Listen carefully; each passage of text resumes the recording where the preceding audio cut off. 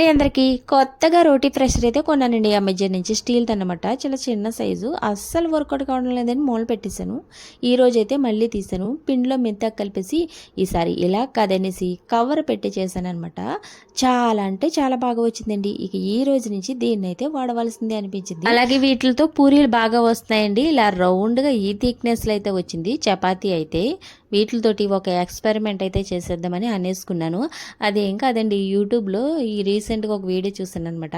ఇలా చిల్లుల గిన్నె ఉంటుంది కదా మనకి రైస్ కింద పెట్టుకుని, దాని మీద అయితే చేస్తున్నారు, బాగుంటుంది అనేసి ఒకసారి ట్రై చేసి వేసాను అనమాట. ఒకేసారి 10 చపాతీలు చేసేయడము, ఇలా చిల్లుల గిన్నె మీద చేసేయడము అస్సలు వర్కౌట్ కాదండి. మన పని మనం చేసుకుంటే బెటర్ అనిపించింది. మా పిల్లలైతే ఆ చిల్లుల గిన్నె మీద చేసి అస్సలు తిన్నన్నారు. మళ్ళీ పిండి కలిపి వేయవలసి వచ్చింది. డబల్ పని అయింది. ఇదిగోండి రోటీలోకి ఈ కర్రీ చేశాను. వీడియో నచ్చితే లైక్ చేయండి. బాయ్.